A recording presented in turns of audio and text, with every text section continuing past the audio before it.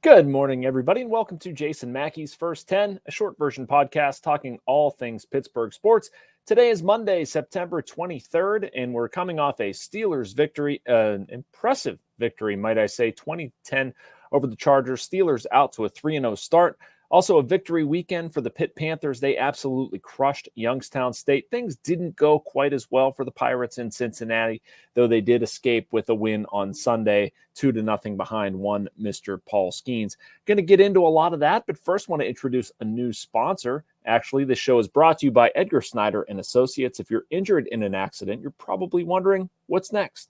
For over 40 years, Edgar Snyder and Associates has helped injury victims answer that question. Whether it's gathering evidence, collecting medical records, or dealing with the insurance companies, Edgar Snyder and Associates has helped over 75,000 people handle what's next. Call 1-800-94-EDGAR or visit www.edgarsnyder.com for a free consultation. And remember, there's never a fee unless they get money for you.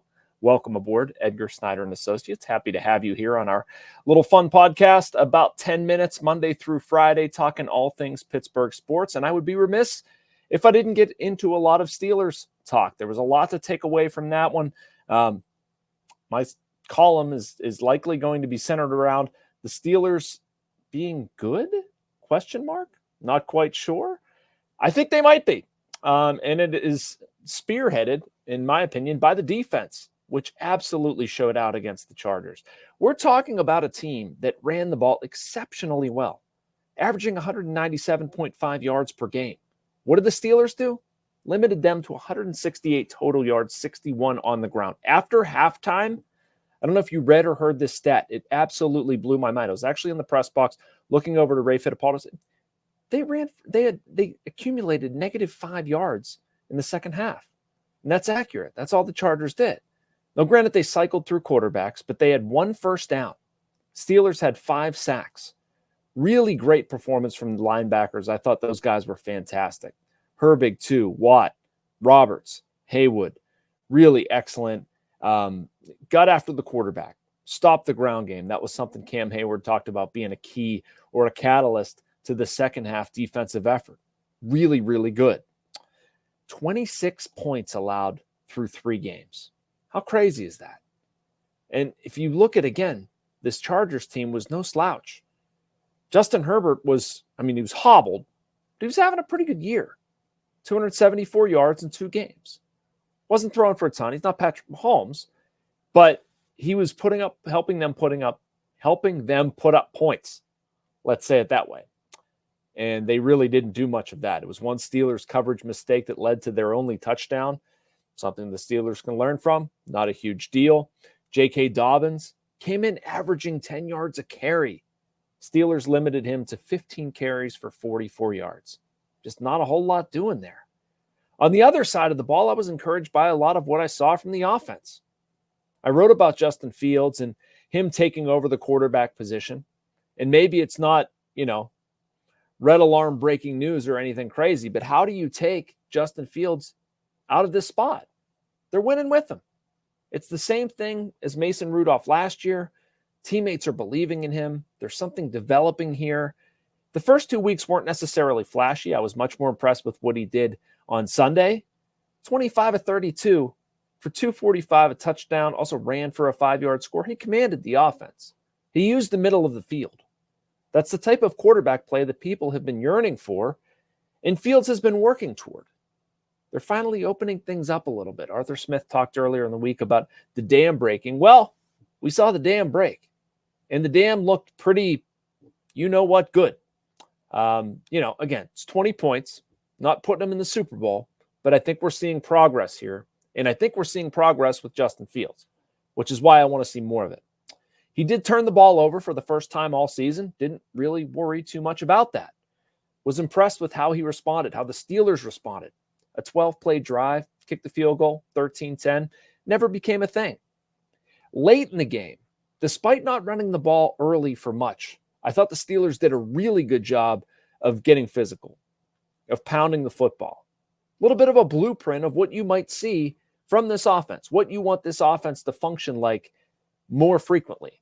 Najee Harris had 67 of his 70 yards after halftime. In the fourth quarter, I don't know if I have it here, I had 7 for 51 in the fourth quarter. That's what you want from your big back, right? Cordarrelle Patterson was actually a factor. 4 carries, 33 yards, as the Steelers just milked the clock and got out of there with an easy win. Also liked seeing Calvin Austin III, 4 catches, 95 yards. The lead anecdote of my A1 column was that pass, and that's the most vivid memory I'll take from this. The way Fields just sat back there, found his guy, delivered a perfect ball in a small window, and Austin just scoots through the defense and scores. Some impressive stuff. Anyway, Steelers are 3-0. Pitt's 4-0. Penn State's 3-0. Last time that happened, 1982. I was not born. I was born in 1983. So it's been a little bit. Some optimistic times with the football team around here. And if you looked ahead at the Steelers' schedule, by the way, it's interesting.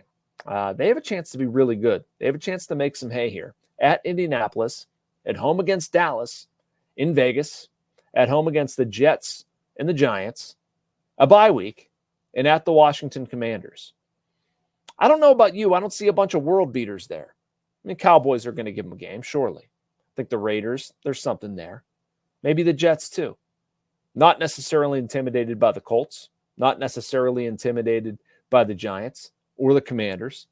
The biggest opponent the Steelers are probably going to have to play, honestly, is themselves and guarding against a letdown. All right, speaking of those, the Pitt Panthers avoided theirs. Want to talk about a couple things on the other side of our break before wrapping up with some Pirates. But first, a message from the Bradenton Area Convention and Visitors Bureau. Embrace the laid-back charm of island life while sinking your toes in the sand and discovering real, authentic Florida in the Bradenton area. Unspoiled beauty and pristine beaches, a vibrant waterfront downtown energized by local arts and culture, fresh Floridian cuisine with a flourish of rich history, and friendly locals ready to welcome you to this preserved paradise on Florida's Gulf Coast. Plan your visit today at BradentonGulfIslands.com. And welcome back to First 10. Couple more minutes here. Pitt 73, Youngstown State 17. That's not a basketball score. It's also not me saying something incorrectly or a typo or anything like that. The Panthers have already surpassed their win total from a year ago. This one wasn't particularly close. Frankly, going into it, I was a little curious on how Pitt would respond. Would they handle this? I mean, this was a layup game, but they're going into their bye week. Would this be sort of a trap? Would they not be focused? No, they were focused. It was like video game type numbers. The most ridiculous thing I think I saw out of this one, 61 plays, 73 points. Are you kidding? I mean, that's absolutely crazy. 6 touchdowns on 6 possessions in the first half. Panthers rolled. They didn't even have to play Desmond Reed, which is probably a good thing going into their bye week. Get them a little extra rest coming out. They faced North Carolina. Eli Holstein continues to impress. Did an excellent job running the ball. And finding the right receivers, 247 passing yards, 3 touchdowns. Again, I'm not reading too much into the opponent. Nothing against Youngstown State whatsoever, but ACC competition is going to be much tougher. It was more, how does Pitt fare sort of against themselves? And I think they handled themselves extremely well. Got a win they needed. You want to continue to build what they're doing, take it into conference play. It's the first undefeated record in non-conference play for Pitt in program history. Their best start in 24 years. Kind of love that. They came out exactly the way they should. Holstein's a fun watch, man. He can really get around. I like his ability to throw downfield. I like his accountability. But the defense was good enough. Some things you want to probably clean up. I'm not sure Pat Narduzzi is going to love giving up 17 points to Youngstown State, but take 4-0, right? All right, Pirates-wise, let's finish up with that. There was some good news on Sunday, but it obviously hasn't been super positive over there lately. Paul Skenes pitched 5 innings, obviously shutout ball, 9 strikeouts. Some of the numbers that have accumulated on him, just absolutely incredible. His ERA, I believe, is 1.99 at this point. He's just the second pitcher in the last 100 years with an ERA under 2 in his first 22 games. The other is a gentleman named Steve Rogers, who I don't know. The discussion with Skenes fascinates me. I'm not a Rookie of the Year voter. I will be voting, I believe, for the NL Cy Young Award. If I was a Rookie of the Year voter, I would be voting for Paul Skenes. And it's not a particularly challenging debate. What Skenes is doing is absolutely historic. Since Skenes has been in the major leagues, he's been the best pitcher in baseball, among the best pitchers in baseball. You can make the case. Let's say it this way. Safely, Paul Skenes has been among the 5 best pitchers in baseball since he debuted. Has Jackson Merrill been among the 5 best outfielders since he debuted? Probably not. It's nothing against Jackson Merrill. He's had a fine season. He's an absolutely understandable, believable number 2. He would be on my ballot, I should say. I think there are some people that think he should win it. And that's fine, and I respect that. But it sort of comes down to a pitcher versus a position player. And to me, that's ignoring all that it takes for a pitcher to get ready. And Paul does a lot. I've written about it. I've watched it, seen it. There's a lot that goes into that every 5 days, every 6 days, that performance. And an outfielder, again, isn't involved in it for 100 pitches, for 110 pitches. It's just a different position.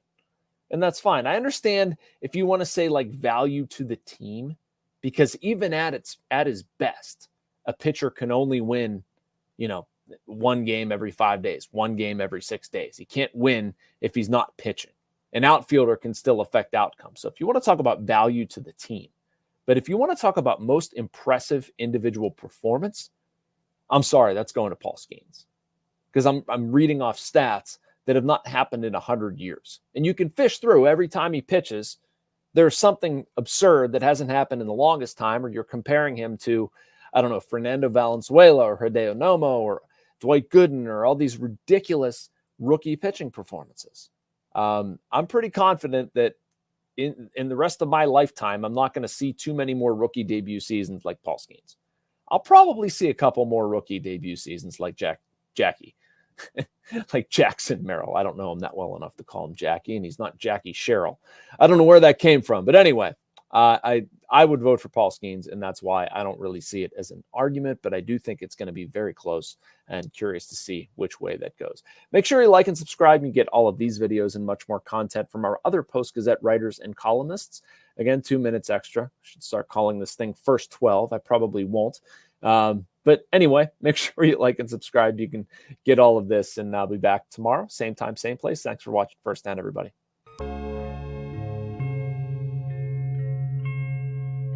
Thank you for checking out this content from Post-Gazette Sports. If you watch this video on YouTube, please like the video and subscribe to our channel. For all of the sports coverage the Post-Gazette has to offer, visit post-gazette.com.